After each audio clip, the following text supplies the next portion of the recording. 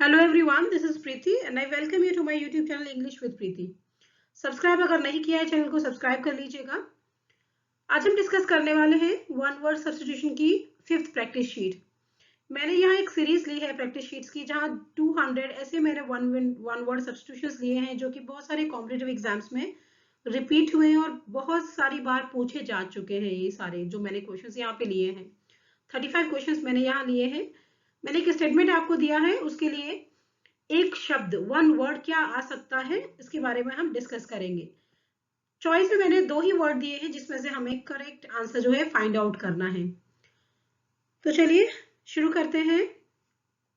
Question number 1 है, someone working or acting merely for money or other rewards, a soldier who fights for the sake of money। देखिए, ये जो सवाल है ये दो तरीके से पूछा गया है। एक तो इस तरीके से कि कोई ऐसा जो सिर्फ पैसे के लिए काम करता हो या किसी और रिवॉर्ड के लिए काम करता हो। दूसरा, एक ऐसा सैनिक जो सिर्फ पैसे के लिए लड़ाई लड़ता है। तो उसके लिए क्या शब्द यूज होगा, मर्सीफुल या मर्सीनरी? तो मर्सीफुल तो नहीं होगा, मर्सीनरी इसके लिए सही शब्द है। इसका मतलब होता है किराए का सैनिक या किराए का व्यक्ति जो सिर्फ पैसे के लिए काम कर रहा है। मर्सीनरी जो है ये कितनी बार रिपीट हो चुका है, कम से कम 10 बार, अराउंड 10 बार जो है रिपीट हुआ है सवाल। तो जितने भी क्वेश्चंस दिए हैं अच्छे से कर लीजिएगा, आपके जरूर काम आएंगे सारे क्वेश्चंस। आपका सी टेट, यूपी टेट, इन सब में भी मैंने देखा है सारे वन वर्ड सब्स्टिट्यूशन जो है यूज होते हैं। बाकी एसएससी के एग्जाम में तो होते ही होते हैं। क्वेश्चन नंबर 2 है, well known for being bad, a person with an evil reputation. कह रहा है कि ऐसा व्यक्ति जिसका जो नाम है वो खराब है, उसका नाम या वो अ पर्सन जिसका की रेपुटेशन बहुत खराब है, राइट, बदनाम है वो व्यक्ति। तो उसके लिए क्या शब्द यूज करेंगे? आप नोटोरियस कहेंगे या डिक्टेटर कहेंगे? नोटोरियस जो है वो शब्द यूज होता है जिसको आप बोलते हैं कुख्यात, फेमस होना, लेकिन बैड सेंस में फेमस होना, कुख्यात होना। प्रख्यात नहीं है, कुख्यात है, कुकर्मों की वजह से कुख्यात है, ऐसे याद रखिएगा, नोटोरियस। क्वेश्चन नंबर 3 है, animal that can live both on land and in water. ये तो बहुत आसान है। ऐसे एनिमल जो कि जमीन पे भी रह लेते हैं और पानी में भी रह लेते हैं, ऐसे एनिमल्स को एम्फीबियंस कहते हैं, है ना, जैसे कि फ्रॉग एम्फीबियन होता है। क्वेश्चन नंबर 4 है, the life history of a person written by himself. ऐसे इंसान की कहानी, इतिहास जो उसने खुद से लिखा हो, अपनी कहानी जो खुद से उसने लिखी हो, इसे क्या बोलते हैं? ऑटोबायोग्राफी। ऑटो का मतलब ही होता है सेल्फ, रिटन बाय हिमसेल्फ, ठीक है, ऑटोबायोग्राफी बोला जाता है, आत्मकथा। क्वेश्चन नंबर 5 है, an arrangement of flowers that is given as a present. फूलों का एक अरेंजमेंट जिसे गिफ्ट की तरह दिया जाता है, तो इसे बुके बोलते हैं, बेलिकोज बोलते हैं, इसको बुके बोला जाता है, ठीक है, फूलों का गुलदस्ता, गुलदस्ता कह लीजिए आप। क्वेश्चन नंबर 6 है, the scientific study of worms and insects. ऐसा विज्ञान जहां पे हम वर्म्स और कीड़े मकोड़े के बारे में पढ़ते हैं, क्या बोला जाता है? Entomology, etymology.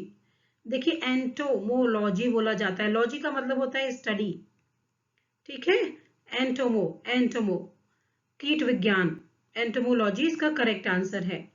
क्वेश्चन नंबर 7 है, to free somebody from all blame.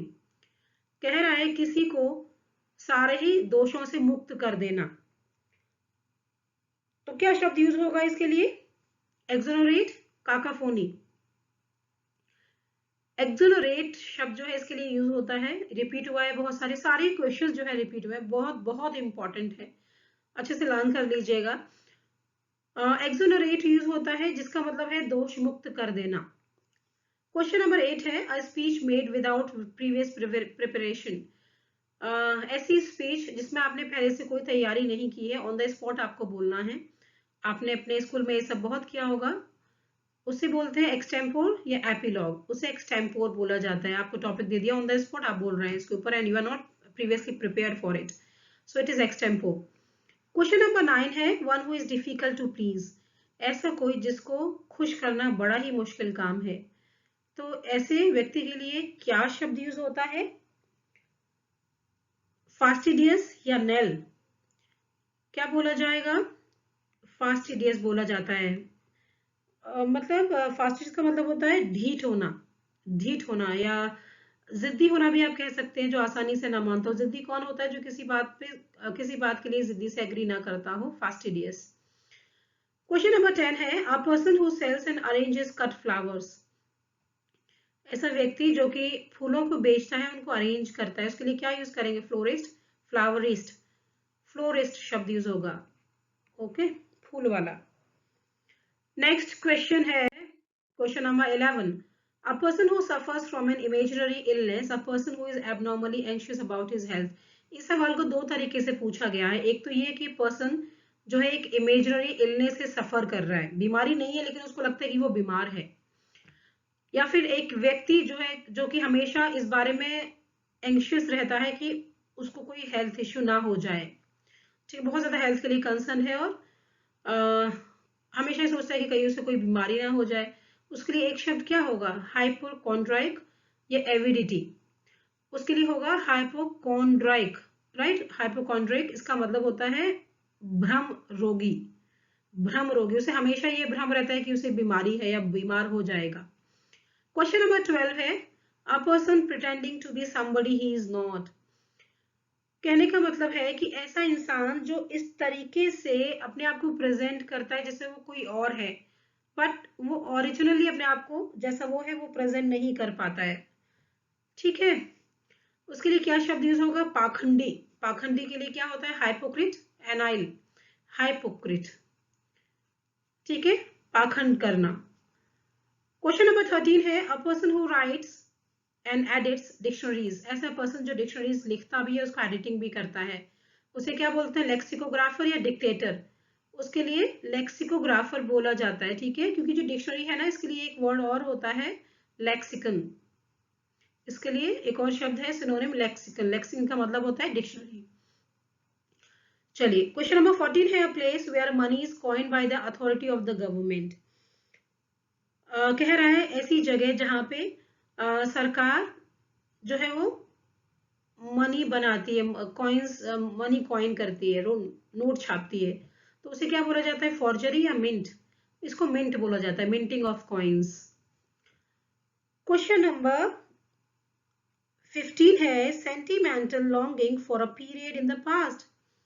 इसका मतलब है कि हमेशा अपने पास्ट में, अपने अतीत में ही खोए रहना, या अतीत की कोई बात है उसको लंबे समय तक सोचते रहना, तो उसके ख्यालों में खोए रहना। तो इसके लिए क्या शब्द यूज होगा? Sentimental longing for the past, nostalgia, memoir.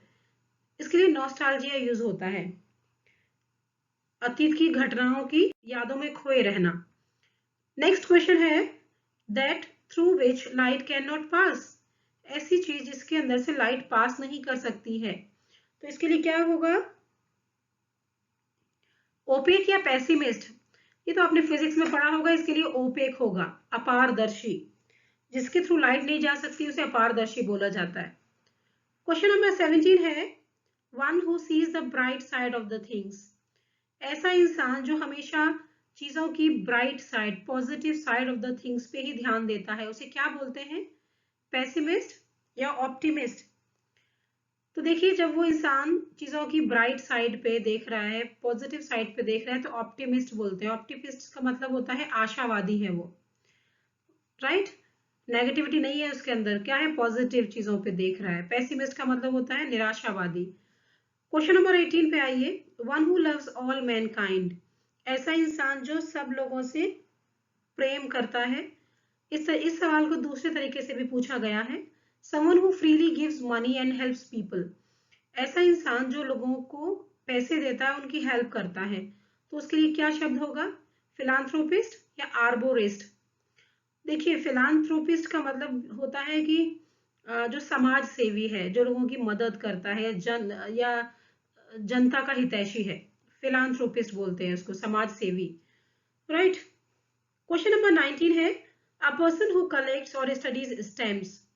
ऐसा इंसान जिसे स्टैम्प्स कलेक्ट करने का शौक है या उनकी स्टडी करता है, उसके लिए एक शब्द क्या होगा?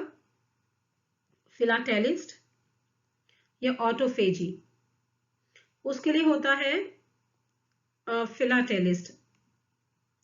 फिलाटेलिस्ट का मतलब होता है स्टैम्प जो होती है, क्या होती है, डाक टिकट होती है, उसको उसका संग्रह करने वाला, फिलाटेलिस्ट। बहुत कॉमनली पूछा जाता है ये सवाल भी, बहुत बहुत कॉमन क्वेश्चन है ये भी। क्वेश्चन नंबर 20 है, a person who knows and can use several languages. ऐसा इंसान जो जानता है बोलना और बहुत सारी भाषाओं का यूज करता भी है, उसे क्या कहते हैं? पॉलीग्लॉट, इम्पोस्टर, क्या बोला जाएगा? जो देखिए पहले जो है अक्सर मल्टीलिंगुअल शब्द जो है यूज किया जाता है इसके लिए, जो मल्टीलिंगुअल है, बहुत सारी भाषाएं जानता है। लेकिन यहाँ देखिए एक नया शब्द है पॉलीग्लॉट, उसको बोलते हैं बहुभाषी, पॉलीग्लॉट। जो बहुत सारी भाषाएं, पॉली का मतलब होता है मल्टीपल, ठीक है, जो बहुत सारी भाषाएं जानता भी है, यूज भी करता है उनको। क्वेश्चन नंबर 21 है, to give up one's authority or throne. अपना अधिकार त्याग देना या अपना आसन त्याग देना, क्या बोलेंगे इसके लिए? क्या शब्द होगा? Abdicate, impunity. देखिए एब्डिकेट होता है, एब्डिकेट का मतलब होता है त्याग देना, एब्डिकेट का मतलब होता है त्याग देना, एब्डिकेट इसके लिए एक शब्द है। क्वेश्चन नंबर 22 है, a glass tank where fish and water plants are kept. एक ऐसा ग्लास टैंक जहाँ पे मछली और पानी जो है वो रखे जाते हैं। तो बहुत सबके घर में होता है, ऑलमोस्ट काफी लोगों के घर में होता है। क्या होता है? एक्वेरियम होता है भाई, एक्वेरियम, राइट। क्वेश्चन नंबर 23 है, एनिमल्स एंड प्लांट्स ग्रोइंग और लिविंग इन और नियर वाटर। ऐसे एनिमल्स या प्लांट्स जो ग्रो कर रहे हैं, प्लांट्स ग्रो कर रहे हैं, या ऐसे एनिमल जो रह रहे हैं पानी के आसपास, तो उनको क्या कहा जाता है? उनको पानी में रहने वाला कहा जाता है ना, जलीय कहा जाता है, जल में रहने वाले, जलीय। उसको बोला जाता है एक्वेटिक। एक्वा का मतलब ही होता है वाटर, ये जो एक्वा है ना इसका मतलब होता है वाटर, ये आप सब जानते होंगे, एक्वेटिक। क्वेश्चन नंबर 24 है, the study of human history and pre history through the excavation of sites. इंसान की हिस्ट्री, इतिहास और प्री हिस्ट्री का स्टडी करने को, जिसमें कि हम जो जगह होती है उनका एक्सकेवेशन, उसकी खुदाई करते हैं, उसे क्या बोला जाता है? उसे थियोलॉजी बोलते हैं या आर्कियोलॉजी बोलते हैं, उसको आर्कियोलॉजी बोलते हैं। आप सब ये भी जानते होंगे, पुरातत्व, पुरातत्व बोला जाता है आर्कियोलॉजी का मतलब। क्वेश्चन नंबर 25 है, one who is a great lover of books. ऐसा इंसान जो किताबों का प्रेमी है, किताबों से बहुत प्यार करता है, क्या बोलेंगे? बिब्लियोफाइल या पीडोफाइल? बिब्लियोफाइल बोला जाता है। देखिए किताब के पीछे बिब्लियोग्राफी होती है ना, बिब्लियोग्राफी होती है जहां से आप जिन जिन किताबों का आप रेफरेंस लेते हैं उस किताब को लिखने के लिए बिब्लियोग्राफी मेंशन होता है। तो बिब्लियोग्राफी जो है, बिब्लियोफाइल जो है ऐसा इंसान जो किताबों को बहुत प्रेम करता है, किताबें पढ़ना पसंद करता है। नेक्स्ट क्वेश्चन पे चलते हैं हम, question number 26, the place where public government or historical records are kept. ऐसी जगह जहां पर आपके हिस्टोरिकल रिकॉर्ड्स रखे जाते हैं, सरकारी रिकॉर्ड्स रखे जाते हैं, या फिर और भी पब्लिक रिकॉर्ड्स जो है वो रखे जाते हैं, उसे क्या कहेंगे? Archive, harbinger. उसे देखिए क्या बोलते हैं आपका, इसको अभिलेखागार बोला जाता है, जहां अभिलेख रखे जाते हैं, आर्चिव्स बोलते हैं इसको। क्वेश्चन नंबर 27 है, the scientific study of plants and there structure. Plants की पूछ रहा है, प्लांट्स की साइंटिफिक स्टडी और उनके स्ट्रक्चर की साइंटिफिक स्टडी को आप क्या बोलते हैं? आप सबने पढ़ा होगा, वनस्पति विज्ञान जो बोलते हैं, बॉटनी। बॉटनी इसका राइट आंसर है। यहाँ अगर साइंटिफिक स्टडी ऑफ एनिमल्स होता, एनिमल्स एंड देयर स्ट्रक्चर, तो जोलॉजी हो जाता। क्वेश्चन नंबर 28 है, हार्ड बट इजीली ब्रोकन। ऐसी चीज जो हार्ड तो है लेकिन बड़ी आसानी से टूट जाती है, या फिर इसी सवाल को ऐसे भी पूछा गया है, लाइबल टू ब्रेक इजीली। ऐसी चीज जो आसानी से टूट जाए उसे क्या बोलते हैं? ब्रिटल, इंडेलिबल, उसको ब्रिटल बोला जाता है। हार्ड तो है लेकिन चूर चूर हो जाती है जब टूटती है तो। 29th क्वेश्चन है, हाउस और शेल्टर ऑफ अ जिप्सी। और इसी सवाल को दूसरे तरीके से पूछा गया है, a group of people specially traders और pilgrims travelling together across a desert.